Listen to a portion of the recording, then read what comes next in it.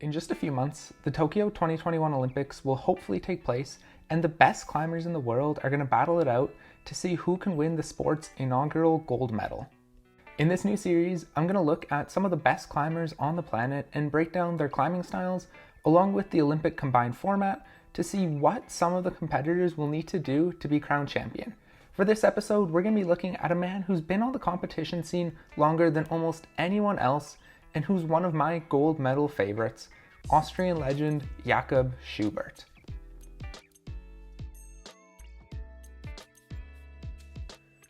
At 29 years of age, Jakob Schubert is far from old, but he's one of the veterans of the climbing scene.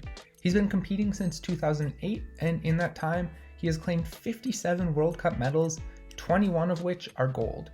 Now, this experience is obviously a massive advantage for him, and I think he can utilize it to have a good shot at taking first place.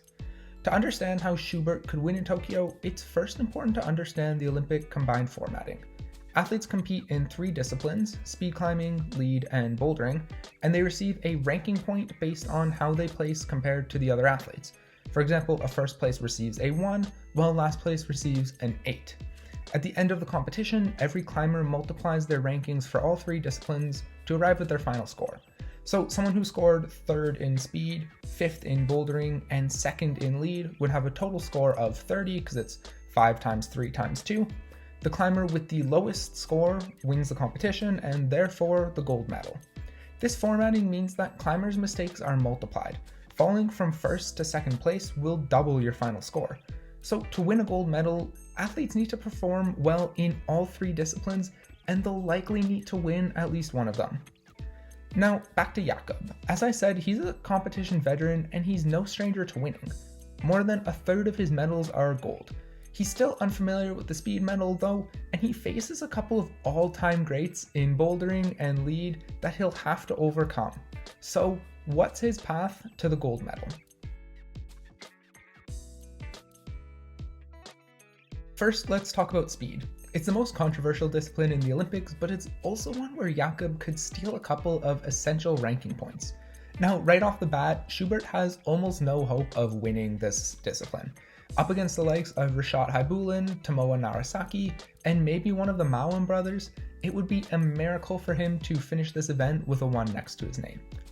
If he could leave speed with anything better than 5th place though, he would put himself in great position for bouldering and lead, which play more to his strength.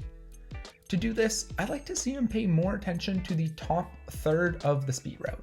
You can see in this race against Mikhail Mawam, where he gets off to a pretty good start and holds his own through the middle. At the top though, he loses his explosiveness, gets a little lost, and hesitates about 3 moves below the finish, and it ends up costing him the race. Now, speed climbing is all about muscle memory and repetition. You can see how Jakob just doesn't have enough practice on this route to move through the section without having to think. Thinking can cause you to hesitate, hesitating can knock you out of your rhythm, and that's all it takes to lose the race that you're in. If Jakob manages to nail down this section though, he looks like he could be a 6.5 second climber, and that could be enough to get him in the top 4 athletes in the speed. Mixed with a little luck in the bracket and maybe another climber skipping, and Jakob could be leaving this event with a 3 or a 4 next to his name, which would place him in a really strong position heading into his best disciplines.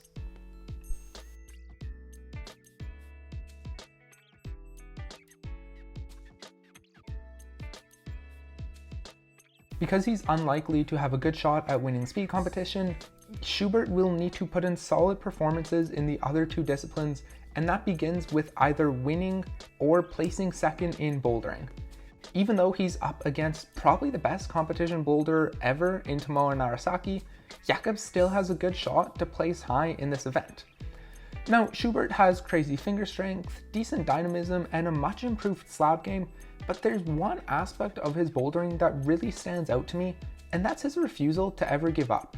I know that sounds pretty cheesy, but it's also true. A lot of the times, Jakob manages to sneak onto the podium based off of the number of zones he got, many of those zones coming in the last minute or so of his allotted time for a given boulder. He rarely gets discouraged, frustrated, or stuck with a bad beta, and he will keep fighting on a route until the time runs out. This was never more clear than in the Hachioji finals. Even though he was completely out of his comfort zone on some really weird, futuristic style routes, Jakob fought his way up to 4 zones and he secured a second place without topping a single route in the event. Even in the combined finals, where he never looked comfortable on any of the routes, he battled his way to a 5th place finish, which was good enough to secure 2nd in the overall event. A lot of climbers in Hachioji got stuck, like Adam Ondra, who had a pretty tough weekend, but Jakob has an almost unparalleled resilience. If he can ride this adaptability and refusal to give up to a high place in the bouldering finals, he would be well set heading into the 3rd and final event.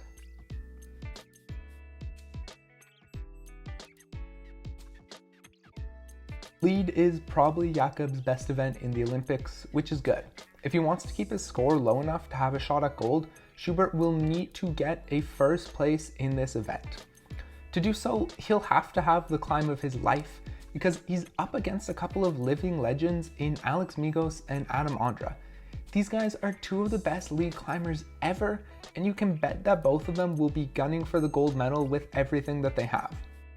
Thankfully for Jakob though, he has beaten both of these athletes in the past, and he has a shot to do it again here.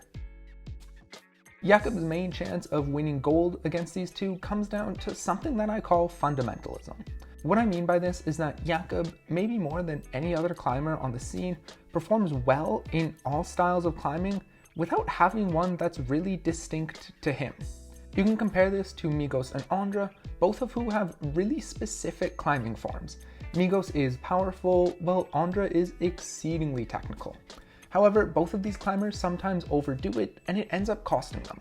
Alex will burn too much energy with powerful moves, whereas Adam can try to get kind of creative with his route reading sometimes, and he has an over-reliance on his footwork. Jakob, meanwhile, is more adaptable to what the route demands of him. When he needs to be technical, he can be technical. When the section requires powerful movements, he performs those movements. He has less of a tendency to pigeonhole himself than Alex and Adam, and that could end up securing him the gold medal. This was the case in Innsbruck 2018, where Jakob won the Lead World Cup in his hometown. The crux of this route demonstrates nicely what I was just talking about. Jakob's able to move through it pretty smoothly. He uses a good counter pressure for this crossover move, and he follows it up with a heel hook to gain the big red volcano-y hold.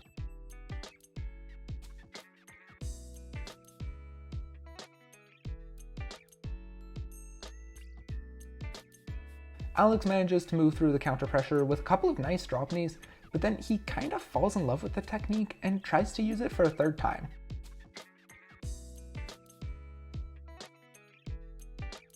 This is a super awkward move up to a non-existent handhold, and it seemed like Alex didn't really have a plan for this section other than just to power through it.